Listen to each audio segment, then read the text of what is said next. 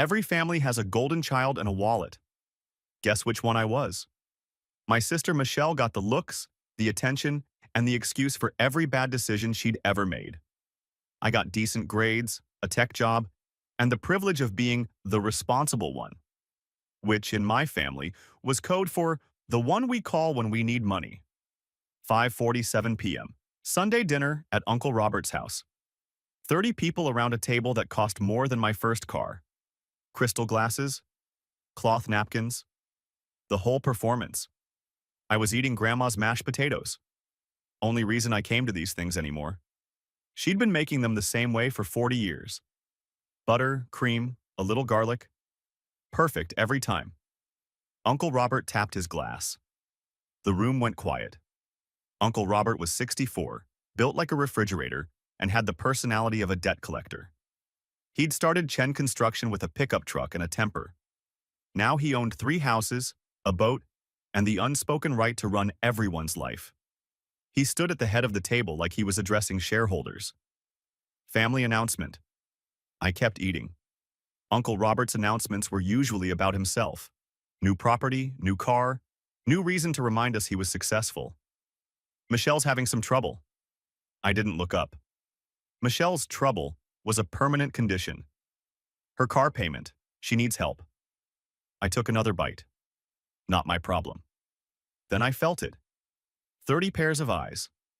All turning toward me. Not toward Uncle Robert, with his 3 houses. Not toward my parents. Not toward any of the aunts and uncles who'd spent decades pretending to be successful. Toward me. The so-called wallet. Uncle Robert cleared his throat. Kevin, you're doing well, aren't you? Good job at that tech company. No kids, no mortgage, no debt. I set down my fork. You should help your sister. There it was, like I was a vending machine and he was punching in the code. What kind of help? I asked. Already knew the answer, already hated it. Her monthly payment of $2,500 until she gets back on her feet. Back on her feet. Michelle had been getting back on her feet since she was 19. She was 25 now, still stumbling. How much is the payment? Michelle shifted in her seat, stared at her wine glass like it held the secrets of the universe. Uncle Robert answered for her. $2,500. I blinked. $2,500 monthly. It's a BMW, Michelle said quickly. I need it for work. You work part-time at Nordstrom Rack. It's 10 miles from my apartment. 10 miles. In a BMW 535i. With a $2,500 payment. She crossed her arms. It's reliable. I almost laughed. A Honda Civic is reliable. A Toyota Camry is reliable. A BMW 535i is a status symbol you can't afford on a part-time salary. Mom cut in. Soft voice. Peacemaker tone. The one she used when she wanted me to shut up and write a check. Honey, she didn't know the payments would be this hard. What's the interest rate? Silence. Michelle.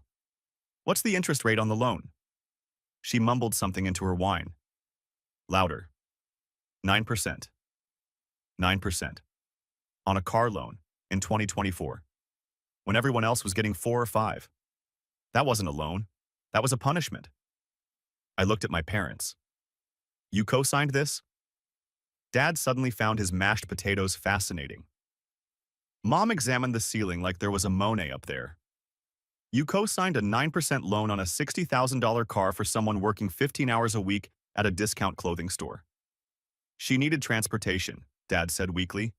She needed a bus pass. Uncle Robert's voice cut through. Hard. Final. The voice he probably used on contractors who were late on jobs. Family helps family. That's how we do things. Always has been. I looked at him. Really looked. Robert Chen. 3 houses. Boat at the marina. Vacation property in Lake Tahoe. Construction company worth $8 million, give or take. And he was asking me, the guy in a 1-bedroom apartment with a 10-year-old Honda, to pay his niece's car note. You've got 3 houses, I said. Why don't you help her? The room went cold. Aunt Patricia, Robert's wife, sucked in a breath like I'd just spit on the floor. Nobody talked back to Robert. Not at his table, Not in his house. Not ever. Robert's face changed. That uncle knows best smile he always wore? Gone. Replaced by something harder. I've helped this family plenty. College funds, medical bills, Christmas bonuses. You think any of you would be where you are without me? I'm where I am because I went to state school on scholarships and worked 60-hour weeks for 6 years. You didn't give me anything. I gave you opportunities, connections. The Chen name means something in this city. The Chen name didn't get me my job. My GitHub portfolio did. He set down his glass. Slowly. Like a judge reaching for a gavel. You'll cover the payments, $2,500 monthly, until Michelle gets back on her feet. Part of me wanted to laugh. Part of me wanted to flip the table. Instead, I said, no. Excuse me? I said no. She bought a car she can't afford. She can sell it. Buy something reasonable. Learn how money works. She'll lose money on the sale. She'll lose more making payments she can't sustain on a depreciating asset. That's how underwater loans work. Michelle stood up. I can't believe you. You're my brother. I'm your brother, not your piggy bank. Uncle Robert's voice dropped. Quiet now. The dangerous kind of quiet. Let me be clear. You refuse to help your own family and you're out. Out of what? Everything. Dinners, holidays, the family. You walk away from this. Don't bother coming back. The room held its breath. I looked around the table. 30 people. Aunts, uncles, cousins, parents. Mom was staring at her hands. Dad was studying his plate. Michelle was glaring at me like I'd personally burned down her apartment. Grandma, 83 years old, barely 5 feet tall, was watching me from the corner. Not with judgment, with something else. Understanding.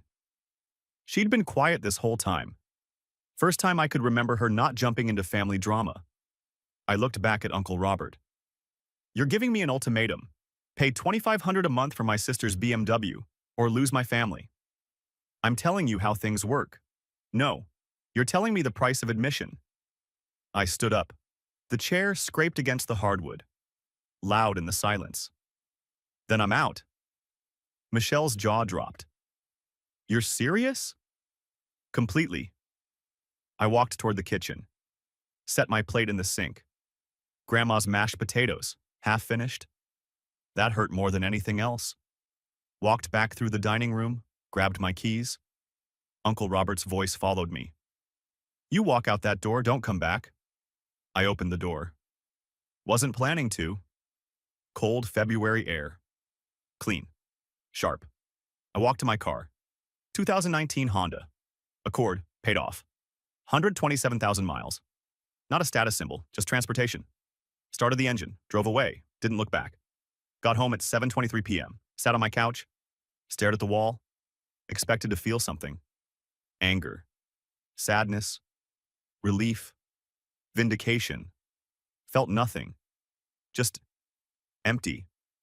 Like I'd been carrying something heavy for years and finally set it down, but my arms still ached from the weight. I opened my laptop. Old habit. When I don't know what to feel, I calculate. New spreadsheet. Title. Family financial history. Started typing. Dad's medical bills. Diabetes medication. Insurance gap. I'd been sending $400 monthly for 2 years. Never discussed, just expected. 24 months, x $400, $9,600. Cousin Tyler's textbooks. Pre-med at UC Davis. Books cost a fortune. $600 per semester for 3 years. 6 semesters, $600, $3,600. Grandma's property tax, fixed income. Social Security and Grandpa's pension didn't cover everything. $1,200 annually for 5 years. 5 years, x $1,200, $6,000. Michelle's previous emergencies. The laptop that got stolen, $1,200. Security deposit when she moved, $2,400. Credit card debt from that one bad month, $3,200. Dentist bill, $1,200. Total, $8,000. Never repaid, never mentioned again. Family vacation fund. Mom's idea. Everyone contributes. I'd put in $2,000 annually for 5 years. We'd never taken a single trip. I ran the total. $9,600, $3,600, $6,000, $8,000, $10,000, $37,200, $37,200 over 5 years. What did I receive? Thank you cards. Sometimes. Expectations. Always. And tonight? An ultimatum. My phone buzzed. Text from mom. Please call. We need to talk about what happened. Another buzz. Dad. Son, don't be rash. Family is everything. Another. Michelle. I can't believe you did this to me. Over a car. Another. Uncle Robert. You made your choice, remember that. I turned my phone face down, made coffee, sat by the window, city lights, cars passing, people living their lives. None of them knew that my family had just priced my membership at $2,500 per month. I'd been the quiet one, the reliable one, the one who showed up with money and didn't ask questions. Maybe that was the problem. Maybe quiet meant invisible. Maybe reliable meant exploitable. My phone kept buzzing. I didn't look. Tomorrow I'd figure out what to do. Tonight, I just sat with the number. $37,200, that's what family cost. And apparently, it still wasn't enough. Monday, 6:47 a.m., someone at my door. I checked the peephole. Still half asleep. Brain not working yet. Dad. Standing there with 2 coffees, staring at my door like he could will it open with disappointment. He'd driven 45 minutes, before dawn, on a workday. This wasn't an apology, this was an ambush. I stepped back from the peephole. Quiet. Didn't want him to know I was watching. He knocked, waited, knocked again. Kevin, I know you're in there, your car's in the lot. I held my breath. I brought coffee, the good kind, from that place you like. Still nothing. Please, just 5 minutes, that's all I'm asking. 5 minutes. That's how it always started. 5 minutes turned into an hour. An hour turned into a guilt trip. A guilt trip turned into a check. Not today. Kevin, your mother's been crying all night. She didn't sleep. Neither did I. Good. Maybe next time they'd think before co-signing a $60,000 loan for someone who worked 15 hours a week. Son, please. His voice cracked. Something twisted in my chest. 28 years of conditioning. 28 years of being the good son, the helpful brother, the family ATM. I almost opened the door. Almost. Then I remembered the dinner. 30 people staring at me. Uncle Robert's ultimatum, Michelle's entitlement. Mom and Dad, silent, letting it happen. I walked to my bedroom, put in earbuds, started a podcast about market trends. Drowned out the knocking. 20 minutes later, I checked again. Gone. But he'd left both coffees by my door. I didn't drink them. Week 1 was strange. I kept reaching for my phone to check the family group chat. Muscle memory. Years of conditioning. Then I'd remember I'd left it. The silence should have felt peaceful. Instead, it felt like standing in an empty room where furniture used to be. You know something's missing. You just can't stop looking at the spaces. Work helped. Co didn't have feelings. Co didn't guilt trip you. Co did exactly what you told it to do. Jamie texted on Wednesday. Cousin Jamie. Aunt Linda's son. 24 years old. The only one in that family who'd never asked me for money. Dude, what happened Sunday? Everyone's losing their minds. I typed back, Uncle Robert gave me an ultimatum. Pay Michelle's $2,500 monthly BMW payment or leave the family. I left. 3 dots. Disappeared. Appeared again. $2,500? For a car? She works at Nordstrom Rack. I know. That's insane. Like actually insane. I know. For what it's worth, I think you did the right thing. I stared at that message. First person to say it. First person in a week. Thanks, Jamie. Uncle Robert's telling everyone you're having a mental breakdown. Says you need intervention. Mental breakdown? Because I said no? Keep me posted on what they're saying. Got it. And hey, sorry, this family's messed up. Yeah, it is. Week 2. Thursday, 8:15 p.m. Knock at my door. Peephole check. Mom, red eyes, tissue in hand, the expensive coat she only wore to church and funerals. Kevin, please, I'm begging you. I stood on my side of the door, close enough to hear, far enough to stay safe. Kevin, I know you're there. I can see your shadow. Busted. I leaned against the wall, didn't open it. Can we at least talk? Through the door? We're talking. Please, just let me explain. Explain what? How you sat there while Uncle Robert demanded I pay $30,000 a year for Michelle's bad decisions? How you didn't say a word when he threw me out of the family? We were shocked. You were complicit. Silence. That's not fair, Kevin. What's not fair is being the family wallet for 5 years and getting an ultimatum when I finally say no. We never thought of you as a wallet. Really? Then why was I the only one asked to pay? No answer. Uncle Robert has 3 houses. You and Dad have savings. Aunt Linda just renovated her kitchen. But I'm the one who's supposed to cover Michelle's BMW? She's your sister. She's an adult who made a bad decision. That's not my responsibility. Family helps family, Kevin. I laughed. Couldn't help it. Yeah, I've heard that one before. Usually right before someone asks me for money. That's cruel. No, Mom. Cruel is raising a glass at Sunday dinner and watching your son get kicked out of his family because he won't be an ATM. That's cruel. I heard her crying. Part of me wanted to open the door, hold her, tell her it was okay, go back to being the good son who kept the peace and wrote the checks. But I was tired. So tired of being the one who gave and gave and gave while everyone else just took. Go home, Mom. Kevin? There's nothing left to say. I walked away from the door, heard her crying for another 5 minutes. Then silence. When I checked the peephole, she was gone. That night I couldn't sleep, kept replaying the conversation, kept hearing her crying. 3 a.m., sitting in my kitchen. Coffee I didn't need. What if I was wrong? What if I was being too hard on them? What if this was just how families worked and I was the one who didn't understand? I pulled out my phone, scrolled to Mom's number, almost called. Then I opened the spreadsheet instead. $37,200. 5 years of payments, 5 years of helping, 5 years of being reliable, and the one time I said no, the one time, I was the villain. That's not how family was supposed to work. That's how exploitation worked. I closed the phone, went back to bed. Didn't sleep, but at least I stopped doubting. Week 3. Jamie text. Family meeting happened yesterday. You were discussed. What did they say? Uncle Robert declared you dead to the family. His words.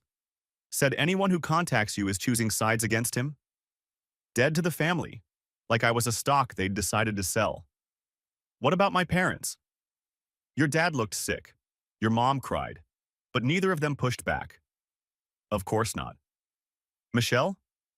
Said you were always cold and this proves it. Said she dodged a bullet having a brother like you. I read that twice. Michelle. Who I'd bailed out 4 times. Who I'd never once criticized to her face. Who I'd sent $8,000 over the years without ever asking for payback. I was the cold one. Okay. Thanks for the update, Jamie.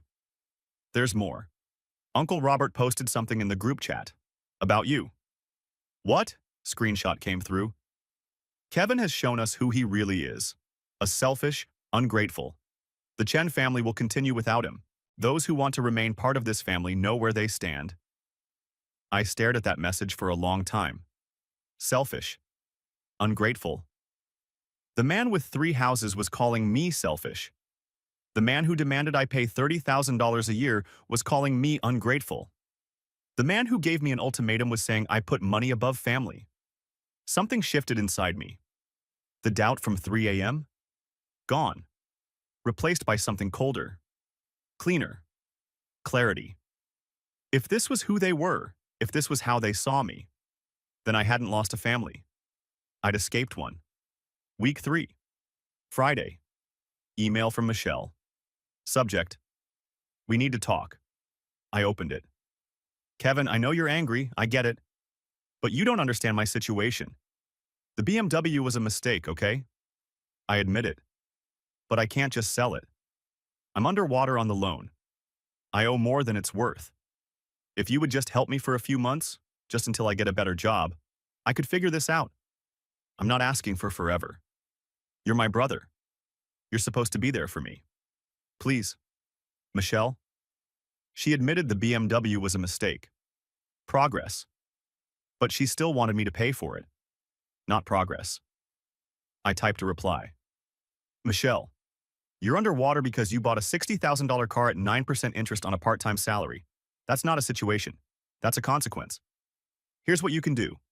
1. Sell the BMW, take the loss. 2. Buy a used car, $8,000 or less. 3. Get a full-time job. 4. Create a budget. None of these require my money. Kevin. Sent. 30 seconds later, my phone exploded. Text from Michelle. Are you serious right now? Then, you're going to lecture me about money? Then, at least I have a life. You just work and save like some robot. Then, no wonder you're single. I muted her contact. Went back to work. Week 4. Text from Jamie. You sitting down? Why? Michelle's car got repossessed. I set down my coffee. When? Yesterday morning, 7 a.m., repo truck. She was in pajamas. Neighbors saw everything. How many payments did she miss? 3. Found out from my mom. Michelle was behind before the dinner. 3 payments, at $2,500 each, $7,500, plus late fees, plus interest. She'd been drowning for months. Uncle Robert knew, my parents knew, everyone knew.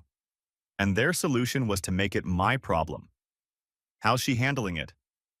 Moved back in with your parents, posting on Instagram about being abandoned by family. I almost laughed. She'd missed 3 payments before anyone even asked me for help. The car was getting repossessed regardless of what I did. But somehow, I was the one who abandoned her. Let me know if anything else happens. Will do. I went back to work. Michelle lost her BMW. I felt nothing. Week 4. Saturday. Email from an address I didn't recognize. Subject. From your grandmother. I opened it. Kevin, Mrs. Patterson helped me write this email. I don't understand computers, but she says you'll get it. I've been thinking about you all week, about what happened at dinner, about what Robert did. He was wrong. I told him so. He didn't appreciate it. I told him to go to hell in Cantonese so Patricia couldn't understand. Mrs. Patterson says I shouldn't write that, but I'm 83 and I can say what I want. You're allowed to say no. You're allowed to have boundaries. You're allowed to stop giving to people who only take. I don't know if I'll see you again. Robert says anyone who contacts you is choosing sides. I'm choosing my grandson. Call me when you're ready. No pressure. I love you. Grandma P.S. I saved you mashed potatoes from Sunday. They're in my freezer. Come get them sometime. I read it 3 times. Printed it. First piece of paper I'd printed in months. Folded it. Put it in my wallet. One person. One person in that entire family who saw me as more than a wallet. That was enough. Week 5. Something strange happened. I stopped thinking about them every day. Work was busy. Good projects. A promotion opportunity coming up. Life continued. The space where my family used to be started to feel less like a wound and more like just space. Empty, but not painful. Jamie texted occasionally. Updates from the family. Uncle Robert told everyone you'd come crawling back eventually. Michelle's looking for a job. Actually looking this time. Your dad asked about you at dinner. Uncle Robert shut him down. I read the updates, filed them away, kept moving. $2,500 went into my investment account. First transfer. If they wanted me to pay that much for family membership, I'd pay myself instead. Started looking at real estate listings. Just for fun. Just to dream. Funny thing about money you don't give away. It adds up. Week 6. Text from unknown number. Hey, it's Derek, cousin Derek. Jamie gave me your number. Hope that's okay. Derek, Aunt Linda's oldest son. 34. Quiet. Never said much at family dinners. Never asked me for anything. Yeah, it's okay. What's up? Just wanted to say, I think you were right. About all of it. Uncle Robert's been running this family like a dictator for 20 years. You're the first person who ever told him no. Lot of good it did me. More than you think. Some of us are watching, taking notes. You showed us it's possible to leave. I stared at that message. You thinking about it? Maybe. Haven't decided yet. But knowing someone else did it first helps. Good luck, whatever you decide. Thanks. And Kevin, you're better off without them, even if it doesn't feel like it yet. I saved that message too. 2 people now. Jamie, Derek. Not a family, but a start. Month 2. Jamie text. Michelle's Instagram is on fire. You need to see this. I'd been avoiding social media. Nothing good ever came from watching people perform their feelings for an audience. But curiosity won. I opened Instagram. Found Michelle's profile, video. Her sitting in my parents' living room, crying. I just want everyone to know what's really happening. My brother Kevin, who I've always loved and supported, has abandoned our family. He refused to help me when I needed him most. And now I'm living with my parents, with no car, trying to figure out how to even get to work. I don't know what I did to deserve this. I've always tried to be a good sister. But apparently, money matters more to him than family. So if you're watching this, Kevin, I hope you're happy. I hope your savings account keeps you warm at night. Because you've lost something you'll never get back. Me? Video ended. 4,000 views. 200 comments. Top comments. So sorry, girl. Your brother sounds toxic. Cut him off. You deserve better, queen. Prayers for you. I read through the comments. Every single one. Looking for anyone who asked questions. Anyone who wondered about the other side of the story. Nothing. Just an echo chamber of support for a narrative that was missing most of the facts. Part of me wanted to comment. Set the record straight. Explain that she'd bought a car she couldn't afford, missed 3 payments before asking for help, and that our uncle had given me an ultimatum. But what would that accomplish? She'd delete it. Her followers would attack me. And I'd look petty for fighting with my sister online. No. Better to stay silent. Let her have her story. The truth would come out eventually. It always did. I screenshot the video anyway. Sent it to Jamie. Saw it. You going to respond? No? Probably smart. She's in victim mode. Anything you say will be used against you.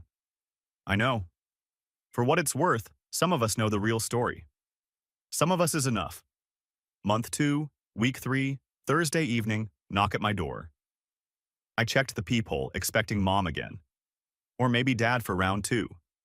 Grandma, 83 years old, barely 5 feet tall, holding a Tupperware container. I opened the door immediately. Grandma. Kevin. She smiled. That warm smile that had never changed in 28 years. Can I come in? I stepped aside. How did you get here? Uber. Mrs. Patterson showed me the app. You took an Uber? From Fremont? That's almost 2 hours? Nice driver, Ethiopian gentleman. We talked about his daughter's college applications. I shook my head. You should have called. I would have picked you up. You weren't answering calls. Fair point. She looked around my apartment. Small, clean, sparse. Nice place. Very you. Thanks. She handed me the Tupperware. Mashed potatoes, from the freezer. Finally brought them. I took it. Heavier than it looked. I'll make tea. Earl Grey, if you have it. I had it. Bought specifically because she liked it. Never told her that. We sat at my small kitchen table. Afternoon light through the window. 2 cups of tea between us. Your mother's a mess, Grandma said. Crying every few hours, not eating much. Noted. Your father pretends everything's fine, which means he's barely holding together. Also noted. Michelle is telling everyone you ruined her life. Saw the Instagram. Grandma sipped her tea. She's wrong, you know that. I do. She bought a car she couldn't afford, Missed 3 payments. Expected you to fix it. That's not your job. I know. Robert was wrong to give you an ultimatum. She set down her cup. I told him so. He called me soft. Said I was enabling your tantrum. And what did you say? Her eyes sparkled. I told him to go to hell, in Cantonese, so Patricia couldn't understand. I laughed. First real laugh in weeks. You didn't. I did. 83 years old. I can say what I want. Something loosened in my chest. Something I'd been carrying without realizing it. Kevin. Her voice softened. You're allowed to say no. You're allowed to have boundaries. You're allowed to stop giving to people who only take. I know. But I'm worried about you. I'm fine. Are you? I looked at my grandmother. Small, frail, strongest person in that entire family. I don't know, I admitted. I thought I'd feel something. Relief, anger, vindication. But mostly I just feel empty. She nodded. That's grief. Grief? You lost your family, Kevin. Not because they passed, because you finally saw them clearly. That's its own kind of death. I didn't have words for that. I'm not here to convince you to go back, she continued. You're a grown man. You make your own choices. But I want you to know, whatever happens with them, you still have me. My throat tightened. Thanks, Grandma. She finished her tea. Now, call me an Uber. I need to get home before Jeopardy. I'll drive you. You don't have to. I want to. She looked at me. Really looked. The way she always had. Like she could see the kid I used to be underneath all the adult armor. Okay, but we're stopping for drive-thru. I want a McFlurry. Deal. Drove her home, got her McFlurry, walked her to her door. She hugged me at the threshold, longer than usual. Take care of yourself, Kevin. Call me more. I will. Promise? Promise. She went inside. I drove home. 2 hours of empty freeway and thinking. She was right. This was grief. I'd lost the fantasy. The one I'd been holding on to since childhood. The fantasy that if I just worked hard enough, helped enough, gave enough, they'd finally see me. Finally appreciate me. Finally love me the way I wanted to be loved. But they didn't. They saw a wallet. And when the wallet said no, they threw it away. Month 3. Saturday morning. Text from Jamie. You sitting down? What now? Uncle Robert had a heart attack. I stared at the screen. When? Last night. 2 a.m. Aunt Patricia found him on the bathroom floor. He's at Kaiser Fremont. Stable but serious. I set down my phone, made coffee, sat by the window. The man who threw me out of the family, who called me selfish, who declared me dead to them. Now in a hospital bed. I waited to feel something. Satisfaction, guilt, concern, nothing, just neutral. Like reading news about a stranger. Monday, Mom called. I let it go to voicemail. Kevin, your uncle is in the hospital. He had a heart attack. He's asking for you, please. Whatever happened between you, he's family. He might not. Just please come. Kaiser Fremont, ICU. He's asking for you. The man who kicked me out. Now asking for me. I deleted the voicemail, made more coffee. Tuesday. Dad texted. Son, Robert might be gone. He wants to apologize. Please be the bigger person. Be the bigger person. I'd been the bigger person for years. $37,200 worth of bigger person. And the one time I wasn't, I became the villain. Didn't respond. Wednesday. Mom showed up at my door. I saw her through the peephole. Same coat, more tissues. Kevin, please? He's asking for you. He's scared. He thinks he's going to pass away. I stood on my side of the door. He can write a letter. Kevin, I'm not coming. He could breathe one's last. Then he should have thought about that before giving me an ultimatum. Silence. How can you be so cold? I learned from the best. I heard her crying, walked away, didn't look back. That night. 3 a.m. again. Sitting in my kitchen. What if he pass away? What if the last thing between us was that dinner? That ultimatum? Would I regret not going? I didn't know. Part of me said yes. He was still my uncle, still family, still the man who'd taught me to ride a bike when I was 7. Part of me said no. He'd had 3 months to apologize, 3 months to pick up the phone, 3 months to be the bigger person himself. He hadn't. Now he was dying, and suddenly it was my responsibility to make things right? No. Deathbed apologies weren't apologies. They were fear. Fear of dying without closure. Fear of facing consequences. Fear of being remembered as the villain. That wasn't my problem. He made his choice at that dinner.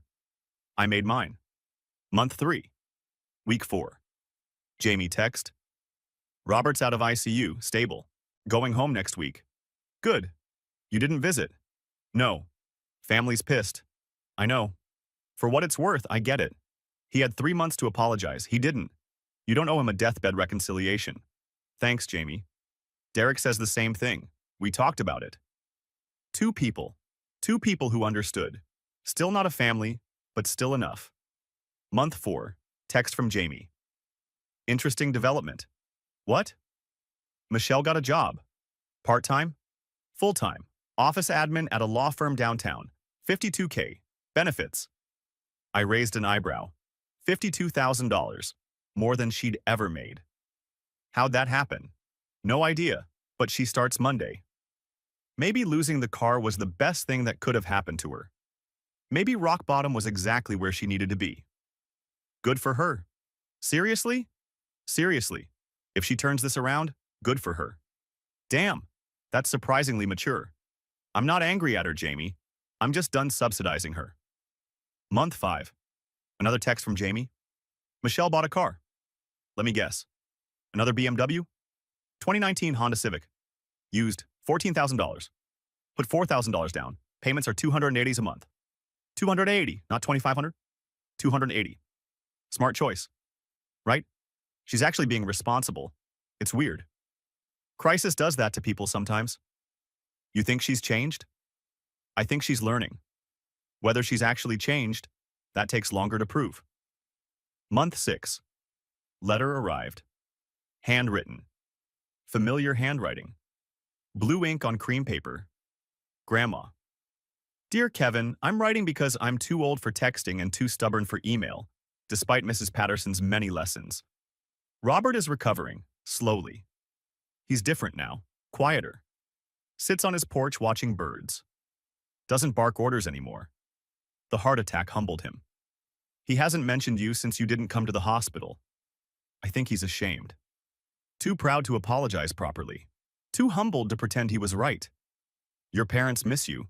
They won't say it, Robert's decree and all, but they do. Your father keeps setting an extra place at the table, then remembers, then quietly removes it. Michelle is doing better. The job suits her. She pays her own bills now. I think losing everything was the wake-up call she needed. I'm not writing to ask you to come back. That's your choice, and I respect it. I'm writing to tell you. I think about you every day.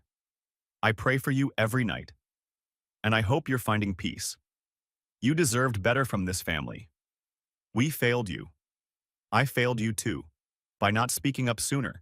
By not calling Robert out years ago when he first started thinking he owned everyone. That's my regret. One of many. Take care of yourself.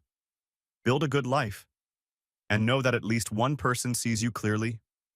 All my love, Grandma P.S. Mrs. Patterson says you should call your grandmother more often. She's right. I read it 4 times, folded it carefully. Put it with the first one. 2 letters now. 2 pieces of evidence that family could mean something more than obligation. Month 7. Thanksgiving. First one without the family. Jamie invited me to his place, small apartment, different crowd. Just friends, he'd said. Chosen family, no drama, no ultimatums.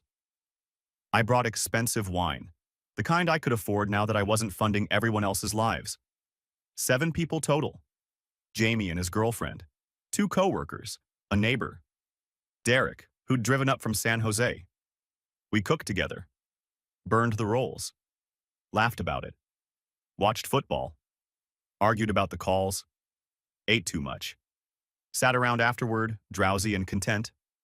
No announcements, no guilt trips, no one asking me to fund their bad decisions. Just food, friends, football. The way Thanksgiving was supposed to be. After everyone left, I helped Jamie clean up. "Good day?" he asked. "Best Thanksgiving I've had in years. Better than 30 people staring at you while Uncle Robert demands money?" "Slightly," he laughed. "You know what's funny? I used to dread family holidays. Thought that was just how it was. Now I know it doesn't have to be. Now you know. Thanks for that." "For what?" "For leaving. For showing the rest of us it was possible." I didn't know what to say to that. So I just kept washing dishes. New Year's Eve. Party at Derek's place in San Jose. Different crowd. Mostly his friends. A few faces I recognized from Thanksgiving. Counted down with strangers who were starting to feel like something more. Midnight. Fireworks. Hugs all around. My phone buzzed. Text from unknown number. "Happy New Year, Kevin. I hope this year brings you everything you deserve. I'm sorry for what happened. For my part in it. For not being better. Maybe someday we can talk. No pressure, just wanted you to know. Michelle." I stared at the message. Michelle. First contact in 7 months that wasn't an attack. First time she'd ever apologized. Ever. I didn't respond. But I didn't delete it either. Saved it.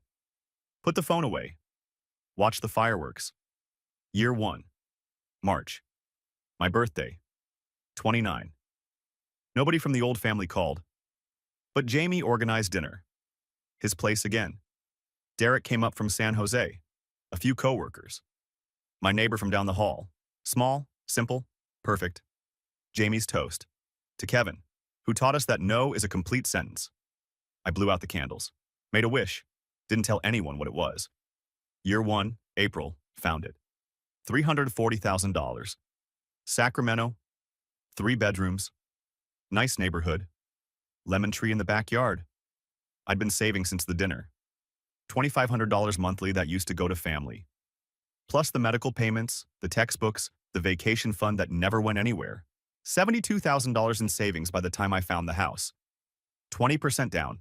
$68,000. Pulled the trigger, signed the papers, got the keys, stood in my empty living room. First home I'd ever owned. No furniture yet, no decorations, just afternoon light through clean windows and the smell of possibility. I laughed out loud. Couldn't help it. Single guy, 29, homeowner.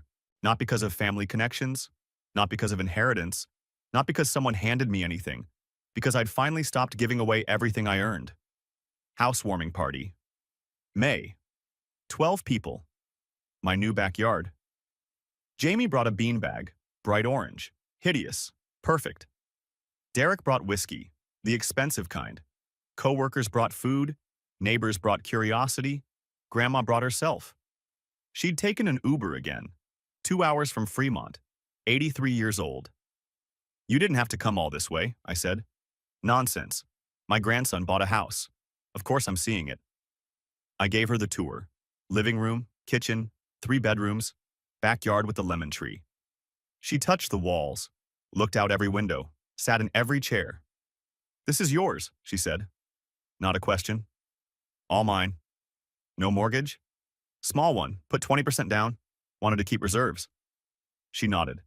"Smart. Your grandfather would be proud." That hit harder than I expected. Grandpa Chen? Draw her last breath when I was 12. Worked in a factory for 40 years. Never complained. Never asked for anything. Just built. Just provided. Just showed up. I'd forgotten I was trying to be like him. "Thanks, Grandma." She squeezed my hand. "Now show me the lemon tree. I need to see if it's real." It was real. She picked a lemon right off the branch. "Good soil," she said, approving. Party wound down around 9 p.m. Jamie and Derek helped clean up. Grandma fell asleep on the couch, snoring softly. "She's something else," Derek said. "Only good thing about that family." "Not the only thing." He looked at me.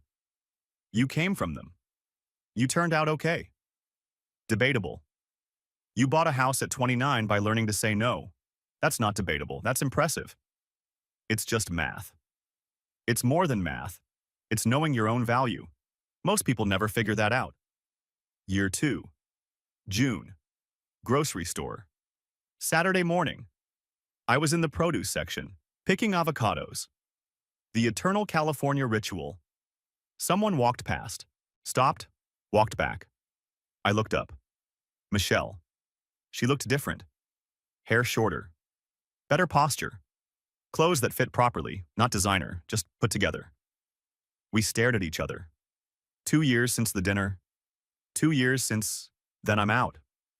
Kevin, she said. Michelle? Other shoppers moved around us, unaware of the history standing in the produce aisle. You look good, she said. Thanks, so do you. I heard you bought a house.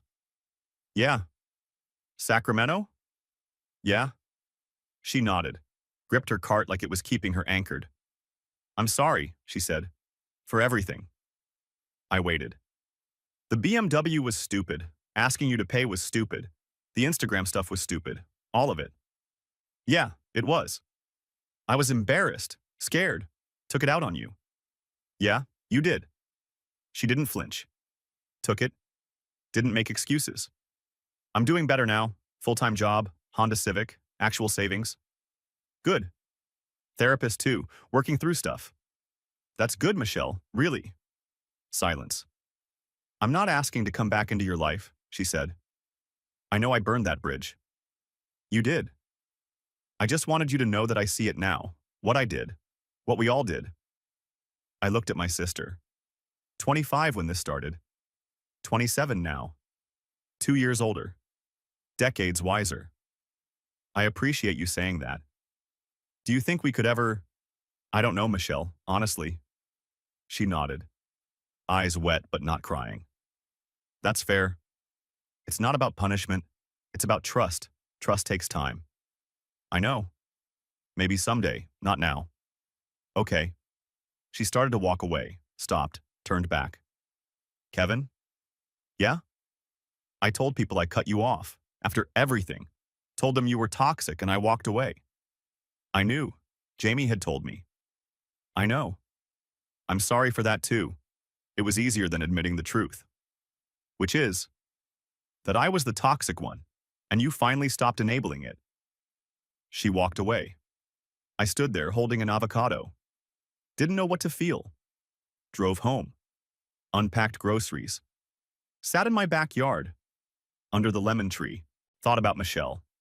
She'd changed. Genuinely, it seemed. The therapy, the job, the civic, the apology. Did that mean I had to let her back in? No. Did that mean I could, eventually? Maybe. Grandma's words. People change. Not always. Not completely. But sometimes. Michelle might be one of the sometimes. Or she might not. Either way, it was my choice now. Not an ultimatum. A choice. Year 2. September. Jamie visited for a weekend. Grilled steaks, drank beer, watched football. Sunday morning, over coffee. Uncle Robert's doing worse. Health? General decline. 66 now. Doesn't leave the house much. Sad. You mean that? Yeah. He was wrong about a lot. But he's still a person. Still my uncle. Would you go to the funeral? I thought about it. I don't know. Depends on whether they'd even want me there. They would. Your parents talk about you all the time. My parents? Yeah. The family's different now. Quieter. Less drama. Less Robert running everything. Sounds healthier. Maybe. Or maybe they just needed someone to finally say enough. Year 2. December. Christmas card from Grandma. Physical mail. Stamps. Her handwriting. Photo on the front. Her and Mrs. Patterson. Both smiling. Inside. Kevin. Another year. Still proud of you. Still praying for you. The family asks about you at every gathering. I tell them you're well. That's all they get. Your mother wants to write you. Hasn't found the courage. Maybe next year? Michelle came to Thanksgiving. Brought a casserole. Helped with dishes. First time in 10 years. I think you started something. Come visit when you can. The lemon tree can wait. All my love, Grandma. I put the card on my refrigerator. First family photo in my house. Only one I needed. Year 3. Standing in my kitchen. Morning light. Coffee in hand. Lemon tree visible through the window. House I bought. Money I saved. Life I built. All because I said one word. No. People ask sometimes. About the dinner. About walking out. Do you regret it? No. Do you miss them? I miss who I wanted them to be, not who they were. Would you do it differently? I'd do it sooner. What did you learn? Everything. Here's what I learned. Family will call it love when they need something. They'll call it betrayal when you say no. They'll call it selfishness when you finally build something for yourself. They'll rewrite history to make themselves the victim. And they'll wait, years, decades, lifetimes, for you to apologize for their mistakes. But real family doesn't give ultimatums, put price tags on belonging, or measure your worth by how much you're willing to sacrifice. Real family shows up without expectations, loves without conditions, respects without exceptions. Sometimes they don't. And sometimes the people you lose make room for the people you need. My sister bought a BMW she couldn't afford. Uncle gave me an ultimatum, but parents stayed silent. So I walked out. Best decision I ever made. $340,000 house. $200,000 in investments. 12 real friends. One grandmother who sees me. Zero regrets. Because no isn't a rejection. It's a complete sentence. And sometimes it's the first word of a better story.